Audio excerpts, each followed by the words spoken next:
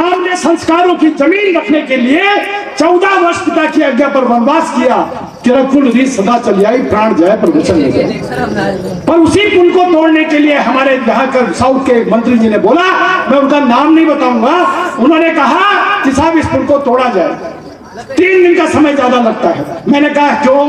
बोले साहब ऐसा है कि राम से तू। मैंने कहा अच्छा। मैंने कहा आप इसका संधि विच्छेद करो, राम से तू, और तू राम को ही कह रहा है। मैंने कहा वाह। बोला राम से तू। मैंने कहा अच्छा। मैंने कहा बोला वो अपनी पत्नी के साथ हमारे कोटा में आया, एक रोड से जा रहा, दाहिने तरफ की दुकानें बंद। बोला पत्नी से, बोला इधर की दुकानें सारी बंद है, इधर की दुकानें सारी खुली है, ये क्या बात है? थोड़ी देर बाद लौट के आया, बोला इधर की दुकानें बंद है, इधर की खुली। मैंने कहा भाई मेरे तेरे आग का एक का शटर बंद है, इसलिए तेरे को इधर की दुकानें बंद और इधर की शटर। उस व्यक्ति का नाम था करुणानिधि। करुणानिधि नाम के व्यक्ति ने जब राम पर उंगली उठाई, तब मैंने कहीं 4-5 पंक्तियां लिखी और मैं उस कविता की कुछ प्राण पंक्ति आपको सुनाता हूं कि राम सेतु क्या है। बस स्वागत भाई साहब, स्वागत है भाई साहब। सारा मंच जा चुका है। चलिए, मेरा कहना है कि राम सेतु क्या है कि तू में वाल्मीकि और तुलसी ने लिखा बहुत था राम पर। वाल्मीकि बाबा तुलसी जानते थे क्या है राम सेतु। पत्थर पानी में तैरे थे, नल के द्वारा डाले गए पत्थर पानी में तैरे, राम सेतु का निर्माण हुआ। रावण ने आकर के वहां पर शिवलिंग की स्थापना की और इस तरह से पुल का निर्माण हुआ। हनुमान जी को थोड़ी सी देरी हुई शिवलिंग को लाने में, तब तक भगवान राम ने रेत का वो वहां पर शिवलिंग बनाया और वो स्थापना की। आज भी वो शिवलिंग वहां विद्यमान है। कभी भी रामेश्वरम जाना, 22 कुंडों का स्नान करने के बाद आपको पता लगेगा कि राम सेतु क्या है। तब मैंने कहीं लिखने की कोशिश की कि राम सेतु क्या है, कि बाबा तुलसी जानते थे कि महिमा कितनी नाम की। अरे बाबा तुलसी जानते थे कि महिमा कितनी नाम की, और पत्थर पानी पर तैर गए जब जय बोली श्री राम की। वाह। तब मैंने कहीं उसमें लिखने की कोशिश की कि राम सेतु क्या है, कि तू में मैं शुरू हुई फिर सत्ता के गलियारों में, कि तू में मैं शुरू हुई फिर सत्ता के गलियारों में। राम सेतु पर नजरें अटकी, खबर छपी अखबारों में। राम सेतु कोई सेतु नहीं है, सत्ता बन गई है अनजान, मति भ्रष्ट हो गई सत्ता की, ये इसके है खरे प्रमाण। लोकतंत्र की पगडंडी का कैसा खेल निराला है, कुटिल इरादे करुणानिधि के मन अंदर से काला है। राम सेतु क्या है? तब कहता हूं कि जिन जन के मन में बसते और जन जन के अभिराम हैं, जिन जन के मन में बसते और जन जन के अभिराम हैं, अंतिम क्षण सांसों में रहते सबके भगवान राम हैं। हम सबको भी तो जाना है राम लला के द्वार है, मर्यादा पुरुषोत्तम राम जनता की सरकार है। डगमग डगमग नैया डोली सत्ता की मझधार में, डगमग डगमग नैया डोली सत्ता की मझधार में। राम सेतु नहीं पार करूंगी कह दिया पतवार ने।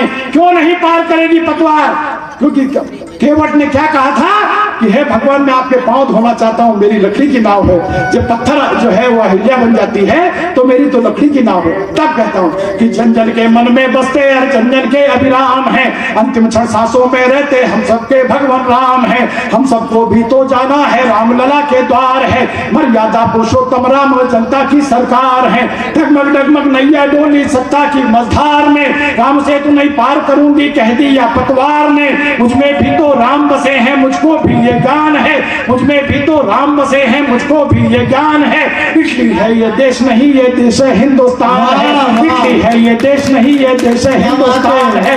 लगता है फिर आग लगेगी मेरे भारत देश में, जानो शायद नहीं बची है गांधी के संदेश में। तुझी माझी डाल रहे हैं नावों को मझधार में, माझी शायद भूल गए जाना नदिया के पार है।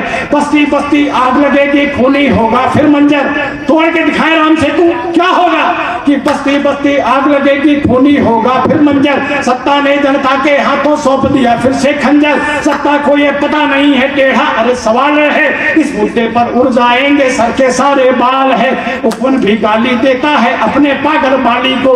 कौन था उस समय प्रधानमंत्री? उसको रोकना चाहिए था, पर उसने 3 ड्रिल मशीनें वहां पे थी। एक की भी पिट टूट गई, सब दूसरे की टूट गई, तीसरे की टूट गई, राम सेतु की ईंट हिली भी नहीं। तब कहता हूं यह है राम का अस्तित्व। तब मैंने कहीं लिखा कि उपवन भी गाली देता है अपने पागल माली को, उपवन भी गाली देता है अपने पागल माली को, जो अपने हाथों से ही तो काट रहा फल डाली को। राम सेतु पर उठी है उंगली जनता न सह पाएगी, आने दो अब की चुनाव और वह ताकत दिखलाएगी। राम सेतु नहीं टूट पाएगा ये आवाज हमारी है, राम सेतु नहीं टूट पाएगा ये आवाज हमारी है। अरे सत्ता बांधे बोरी बिस्तर अब जाने की बारी है, सत्ता बांधे बोरी बिस्तर अब जाने की बारी है। और प्राण पंक्तियों से कविता को समापन करता हूं। मैं मानता हूं चलो राम सेतु नहीं है, पर इतिहास में से ये जो चीजें हैं, हमने इतिहास पढ़ा है, इनको हटा दो। अगर ये चीजें नहीं है तो इतिहास में राम सेतु भी नहीं है। तब मैंने कुछ इंपॉर्टेंट पंक्तियां लिखी, राजस्थान से पंक्ति उठाई, उत्तर प्रदेश से पंक्ति उठाई और राजस्थान से पंक्ति उठा करके मैंने कुछ सत्य लिखा। नाथूराम गोडसे ने महात्मा गांधी को जब गोली मारी तो उनके मुख से आखिरी शब्द निकला राम। बस मैंने वहीं से कविता को उठाया।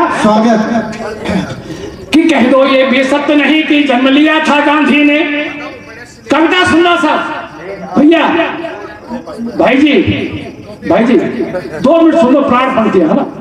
कह दो ये भी, कह दो ये भी सत्य नहीं, कह दो ये भी सत्य नहीं कि जन्म लिया था गांधी ने, कह दो ये भी सत्य नहीं कि जन्म लिया था गांधी ने। भगत सिंह फांसी पर झूले जाते थी आजादी में, कह दो ये भी सत्य नहीं कोई रानी लक्ष्मी बाई थी, कह दो ये भी सत्य नहीं कोई रानी लक्ष्मी बाई थी। घास की रोटी खाकर भी राणा ने लड़ी लड़ाई थी, कह दो ये भी सत्य नहीं कोई बन्ना ढाई थी, कह दो ये भी सत्य नहीं कि संधिया परदानी ने, कह दो ये भी सत्य दिया कि सत्य दिया परदानी ने।